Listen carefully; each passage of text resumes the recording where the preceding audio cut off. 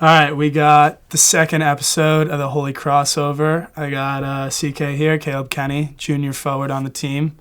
Started a lot of games last year, started most games, started some games freshman year too, right? Yeah. You got a nice fit on today. Oh, thank you very much. Did you deem yourself best dressed? I'd say I'm top 3. Depends on the day. Who's your competition? I think Khalil is up there. Okay. And then when Bo has a good day, yeah, you can put some clothes on. So some guys might be offended that they didn't make the competition, but you probably will. I'll take your take. Yeah. It's a fair take. Thank you. So how's everything going so far? Is preseason going? Games are coming up. I know this is you're hoping to make a big leap this year, and I know a lot of people are hoping that for you too. So you want to talk a little bit about how everything's been since the season ended? Yeah, it's been good. The summer was pretty good. Got to meet Coach, got to meet the new guys, really establish a rapport, establish a connection. It's been very good. I think preseason has been very beneficial for me, just like working on things that I need to work on, really meshing with the team. We've gotten a lot closer on the court and off the court, which has been good. And, I have a lot of goals this year individually, team goals-wise, and I think that this is the year for us to do it. We have a great group of guys, a lot of experience, a lot of fresh faces, so it should be a good year for all of us. I know Paulson talks a lot about like owning your goals. That way you hold yourself accountable to them and stuff like that. What are some of the things that you have in store for yourself and hopefully for the team too? I definitely want to make an all-league team. Definitely want to win Defensive Player of the Year. I think I have the capabilities and the talent to do so. And I know for the team, we were projected 4th, but I think we're a top 3 team easily. And definitely want to win the Patriot League tournament and get to the NCAA tournament. So what are some of the things you've been working on over the offseason? I know you catch a lot of attention from the coaches throughout practice, which I'd say is a good thing. Yeah. But, I know you like being coached hard. You're that kind of kid that wants to get better. So you want to talk a little bit about what you've been focusing on? Definitely. I think I've been working on my ball handling a lot, just being on perimeter more, just making sure I can handle the ball in tight spaces and traffic, just really working on my conditioning and my motor. I feel that I'm the type of player that if I'm in shape and I'm at the best possible place I can be in, I can do a lot on the court offensively and defensively. So those have been my 2 biggest focuses, just trying to make sure that I can handle the ball better and that I'm in the best possible shape that I can be and help us. And you're working a little bit on playing from the wing too, trying to Zion and do all that stuff. Yeah. Is that kind of a position change from past 2 years? Yeah, I would say so. I was more so strictly in the paint the last 2 years. So now having that flexibility of being inside and outside, it's been different, something I've had to learn and adjust with, especially on the defensive end. But offensively, I feel like that I'm coming around. I'm getting it better and just really learning the spots that I have to pick and choose more. So Before we really dive into basketball, I know you've got just as many significant contributions and interests off the court. Recently, you were appointed to the Engaged Athlete Fellowship. You want to just talk a little bit about what that is, how you got involved in it, how the process went of being selected, and just kind of break it down for people that may not know, what a great honor it is. Yeah, most definitely. So the Engaged Athlete Fellowship is a nationally recognized cohort of about 30 student athletes around the country, and it promotes civic engagement and community activism wherever you are. And it's funny because my old coach, Joe Kennedy, he's one of the founders of the team, which is the umbrella organization for the Engaged Athlete.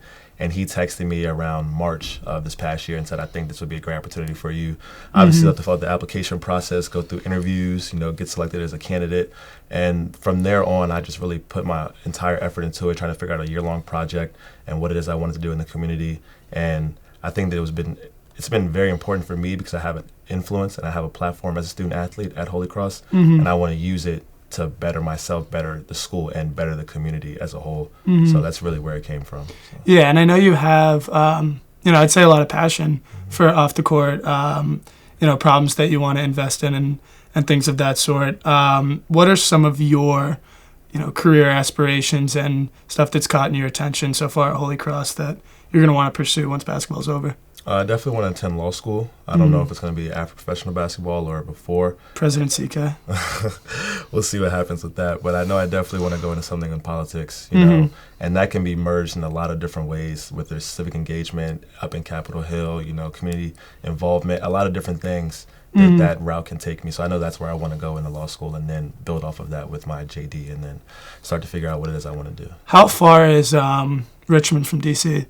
It's about 2 hours. Okay. So, yeah, Did you make a lot of trips there as a kid? Do you think that's something that maybe influenced you? Yeah, most definitely. My mom, my dad, and I, we used to go on family vacations a lot. Just 1-day, 2-day trips, go to see the monuments in D.C., go to see the museums. And I think that was very formative for me because it really showed me the politics and the ins and outs. Even without being in those spaces, I was at the heart of the political center in America. And from a young age, that's really what inspired me. So. Now, I know, like you talk about you liking to set a good influence or, influence people the right way, set a good standard, all that. Your dad is a pastor or was a pastor? He's a pastor, yeah. How much has that influenced you, affected you, and maybe guided you too? I think it's been very big because, one, I'm a person of faith, and just seeing him as a role model day in and day out, just really stand on his morals and uphold his principles in the faith and just as a man. I think that those have been very, very important for me, and having a role model, somebody I can look to every day and just continue, not even to hold myself against his standard, but somebody to look to who's setting a positive influence for me. And then in turn, I set that positive influence for somebody who's maybe looking up to me. So, yeah. Would you say that there's somebody in the political realm that you may look up to or admire and, set as somebody to look for when it comes to what you want to do with your life? Is there somebody that you may hold a little bit on a pedestal? I don't know if I can say anybody I hold on a pedestal. Maybe just a lot of different politicians have their different ways of working, and some people have positive ways, some people have negative ways. But I think the biggest thing is just being in the community. If you have that platform and that status, and using it for good, not just to enhance yourself, but really to enhance the people who elected you and who got you to that office. So would you say you might be interested in more local politics, just because that's really like community-based? Yeah, either local or state probably. Federal, that's down the road. That's 40, 50. But I would say for that's right when you're now, already on top. Yeah, exactly. But local and state, most definitely. Just want to start from the ground up and build up. So. So moving past that a little bit, I know you have a pretty interesting story of your relationship with basketball. When did you first start playing organized basketball? I was 14. 14, 8th grade? Yeah.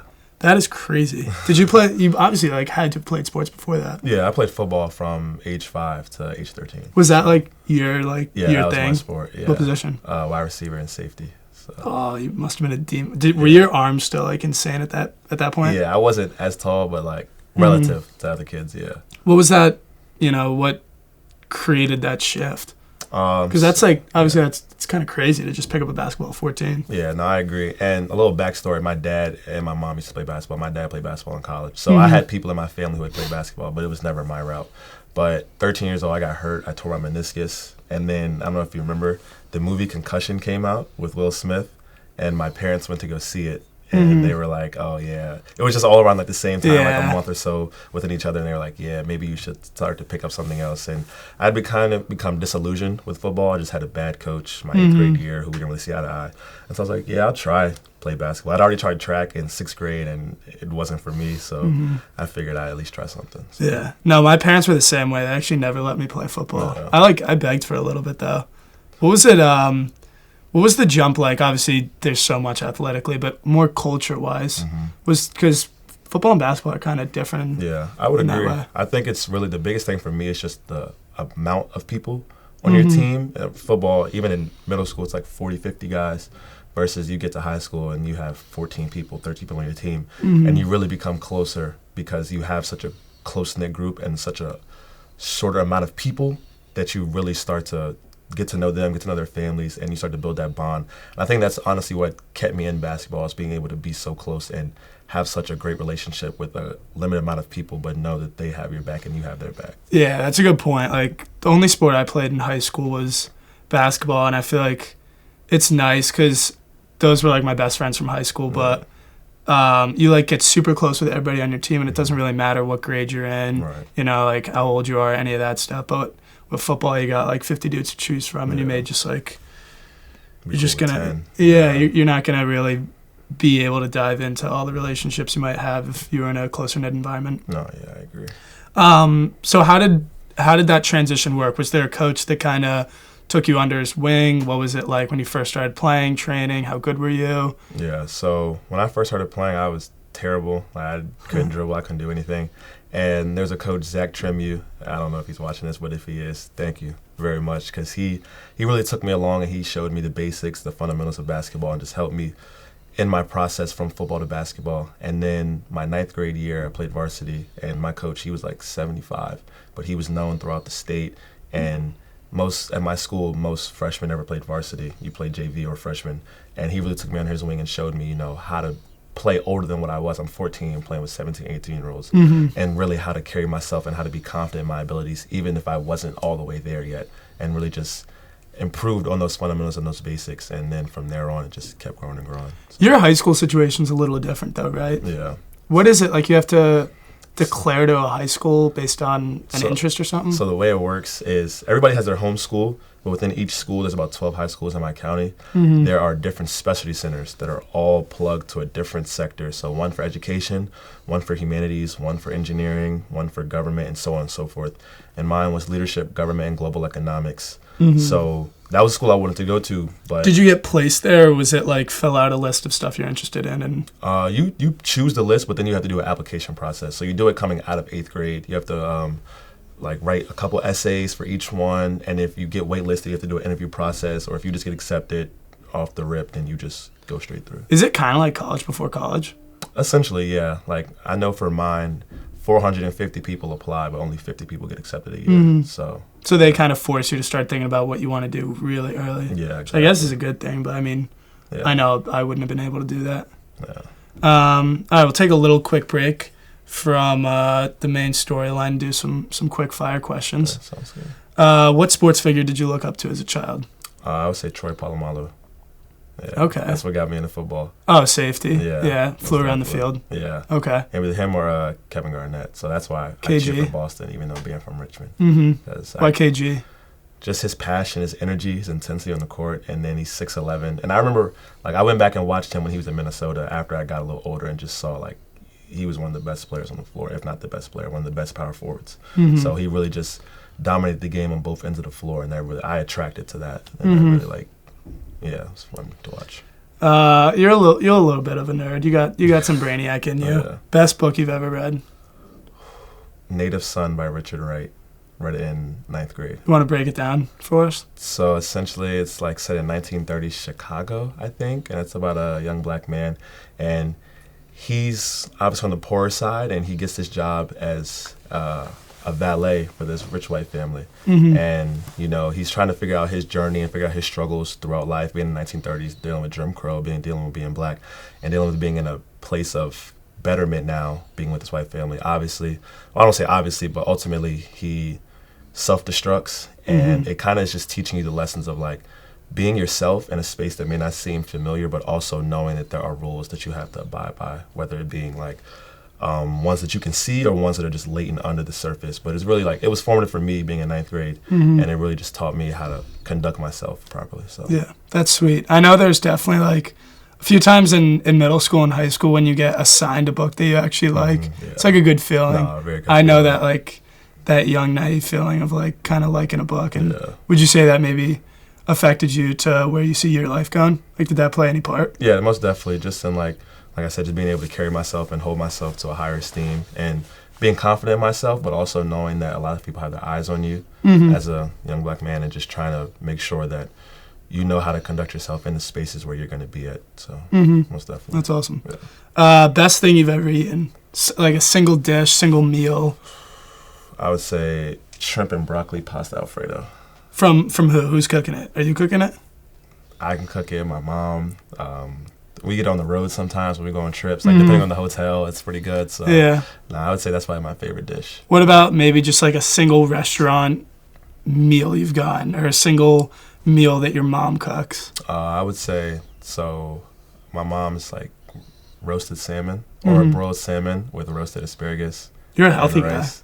Gotta be Yeah. playing the sports. So, Yeah. yeah. I feel like you eat you cook a fair amount too. I sometimes see you throwing up on Snapchat a nice masterpiece you've made. I Yeah. appreciate that. Yeah, I like to cook. Obviously, I got it from my mom, and also for me, cooking is very you get a level of artistry in it. You can mix and match what you want to do with it, but I also get to control my nutrition. So I'm making sure I'm putting the right things in my body while I'm having fun in the kitchen. So Were you always kind of invested in nutrition, or is that something you kind of picked up? that's something I picked up. I would say beginning of sophomore year, really just being more in tune with what I'm putting in my body, because I saw the effects on the court, like, and how I was feeling, how I could move, how I couldn't move. So I'm definitely more invested in it. No, that's definitely a good point too, because not even in a grander scheme, but if you just simply eat something bad the day before a game, like you eat a bunch of ice cream and have to wake up at 9 a.m. and go to shoot around, you're just not going to feel good. At all. You know what I mean? It's not even as deep sometimes as always fueling yourself. It's always just about making sure you feel good at every moment. No, yeah, I agree. Just staying consistent. Yeah, for sure. You know, you might have a few just because you started playing late. Most embarrassing sports moment? Well, I couldn't always dunk, so definitely just missing like a wide open layup by myself. That was very humbling for me. I was 14, so just that first year, 14, 15 years old, I was terrible, and just that was probably the ultimate moment where it's like, hey, you got to get better. Yeah. So, what do you think the worst basketball moment is? Because you're not. No, let's say like something realistic that would happen in like a college game or like high level high school. Like you're not gonna miss a wide open layup. Yeah. Like what is it like getting crossed or? I mean, you baptized a lot of dudes in practice. So. I would say probably getting dunked on, especially like you don't see it until it's too late, so you turn your head and you want to go and help, but by that point the guy's already in the air.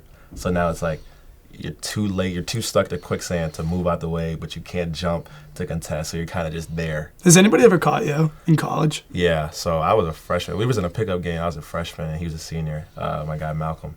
And, yeah, we were playing on a break, and I went to block it. I had blocked the shot twice, and he caught me. I gave it up to him, but, yeah. Who do you think, I'm trying to think, who have you caught most here? You were catching a lot last year. Yeah. Like last fall was like, that was probably the peak. Sorry, Luth. I think Luth. I was going to say Kirkwood.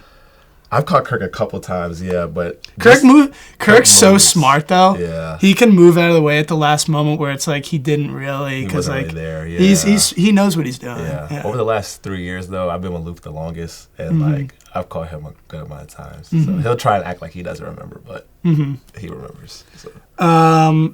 You're a little bit of a history buff, too, as we now know. If you could have dinner with anyone in history, who would it be? Actually, let's say you get 3 people from history. Ooh, okay. Frederick Douglass. This is a great question. Mansa Musa. And probably... I go George Washington, just to like pick his brain about having to start a whole country essentially and like run it from the ground up. So. What about the other two? You asking that anything specific? Frederick Douglass, just like his life as being a slave and then becoming a free man, and how he conducted himself and the entirety of like the Underground Railroad movement, and how he was able to use his place as an abolitionist, but also as a black man to try and advance his position, but also advance the position of all blacks. And then Mansa Musa, he was a king in like 13th century Africa. And he's claimed to be like the richest man alive ever, just in terms of like gold and his empire span. So I really want to hear like how his life was, just because I've read a lot about him, but obviously history doesn't really know a lot about him. So yeah, and maybe I'll add one more. What if you could go to any place, but you could also choose the time you're there? I would probably say France, 1789, like French Revolution. Yeah, just you're just gonna witness mayhem. Yeah, I'm hopefully I make it back, but just see everything that's like going on. That's fair. Yeah, no, it's definitely like it's stuff we're all interested in. Yeah, it's like the Roman Empire debate. Yeah, do you think about that? In terms of like how was it, or if it like actually happened? Because wasn't that like a meme for a while? Like how much do dudes think about the Roman Empire? Yeah, I remember seeing that just because it was so expansive, and like they say that almost every type of person lived in the Roman Empire, like at its peak. So that would be interesting to go see as well. Do you would you say it crosses your mind once a week? Nah, maybe like a month. A month? Yeah, once a month. I mean, I sometimes like I would think about gladiator battles, like when we're doing like. When you're doing 5-on-4 rush, sometimes like, and I get thrown in there, it's like I sometimes think about just like we're just like going at each other right now. This is like kind of wild. No, it gets physical for sure. No, I agree. Gladiator is crazy though. That's a great movie though. Yeah. That's so cool. All right. Wrapping up. Going back real quick. What was your recruiting process like? Because you played on a pretty decent AAU team, right? Team Loaded. No, I didn't play with Team Loaded, so I played with Team Richmond. Yeah. But is that where Mac McClung played? Nah, he played with Team Loaded as well. Loaded. Like, I got asked to play with Team Loaded, but just a lot of logistics and having to travel for practices and where I was coming up at in my basketball journey, my parents and myself really wanted me to be with a team that was going to be consistent and really like be able to teach me the game versus just throw me out there and not really have practices and stuff like that. But my AU journey was pretty interesting. I didn't really play like on a shoe circuit team like a lot of people do.